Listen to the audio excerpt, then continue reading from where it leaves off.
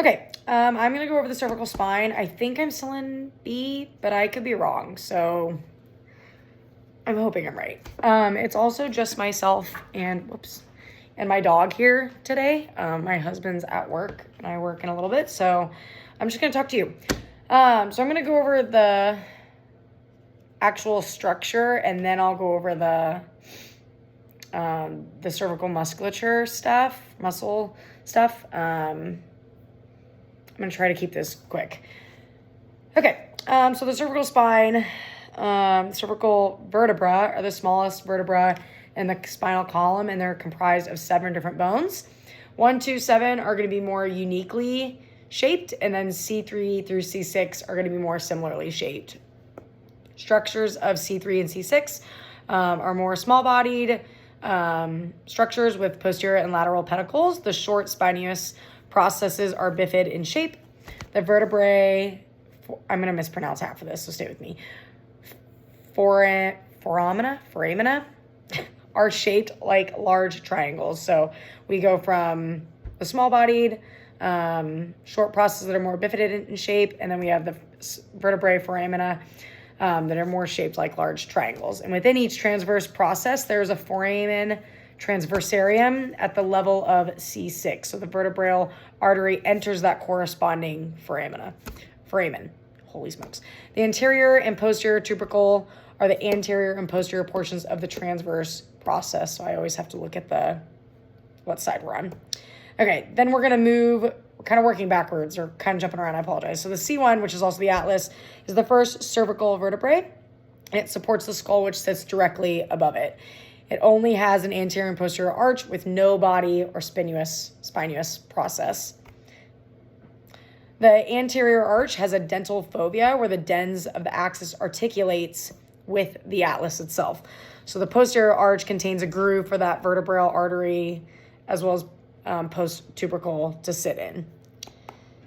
C2, which is the axis, or called the axis, has an odontoid process or dens located on the surface. It has a large bifid spinous process and has a small transverse process which houses its foramen. I've got to figure that out.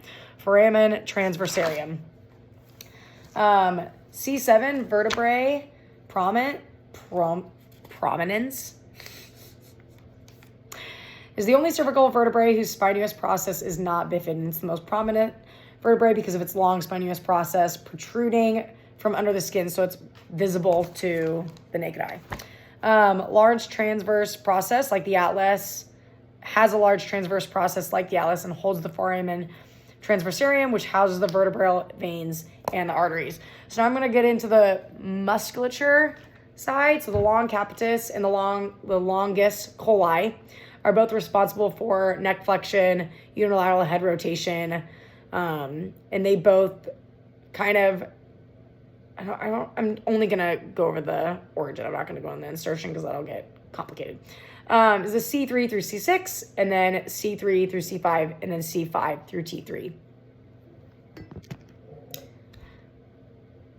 There are noises outside my house. The obliquus capitis superior is right where the transverse process of the atlas. So now we're technically at C1. So like right up in here. And it's responsible for head extension and lateral flexion.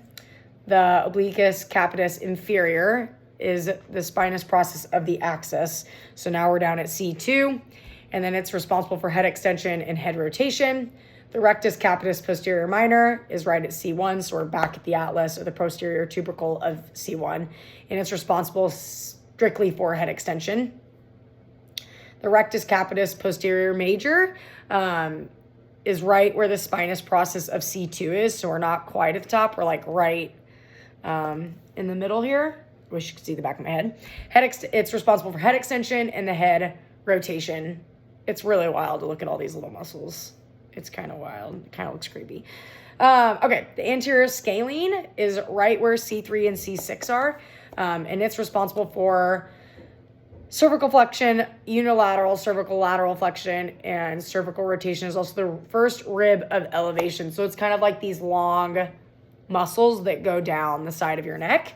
And then the middle scalene, once again, I'm mispronouncing half of this, I apologize, is right where the C2 to C7 is. And it's just going to kind of border the first rib of the spine. And it's responsible for the cervical lateral flexion, first rib elevation. So we not only get some flexion, but also like elongating the spine, I'm assuming, or the neck, excuse me. Posterior scalene it's C5 to C7, so we've moved down a little bit, and it is responsible for lateral flexion and some elevation. Okay, I don't even want to try to pronounce this, but I'm going to do my best. Sternocleidomastoid, I think I did pretty well, is going to sit right on the sternum, medial portion of the clavicle. So we've moved down to the anterior side. It's going to sit right here. It's kind of this muscle that I don't have great collarbones, attaches to the clavicle, and it's going to move up this way and attach almost by your jaw. And it's responsible for flexion, elevation. It also assists in force inhalation, so some respiratory, I'm assuming. And then unilateral cervical rotation, cervical flexion, that kind of stuff. Pretty cool. Pretty wild. Okay, we're getting there. Okay, so now we move to the posterior side, or some posterior. So we have the splenius capitis, holy smokes, C7 to T3. So we're still at the bottom of the neck, but now we're moving on to more the thoracic side of things. And it's gonna be really responsible for rotation and extends the head. So typically when you see people who are hunched over, these muscles are gonna get really tight and lit up. The splenius cervicis, maybe, T3 to T6. So now we're kind of moving down, not really part of my stuff, but it extends, rotates, and laterally flexes the head. Okay. Or getting there. God, this is a long video. The levator scapula is going to sit from C1 to C4, and it elevates and downly rotates the scapula. So that's going to be more responsible for your scaps and the posterior side of your upper back. Okay, I think that's mostly it. I think the last one that I kind of will talk about is the middle trapezius, and it's from the spinous process of C1 to T3, so it moves all the way from C1 all the way down to T3, and then the lower trapezius, which we're not going to get into because that's thoracic type stuff. We did it.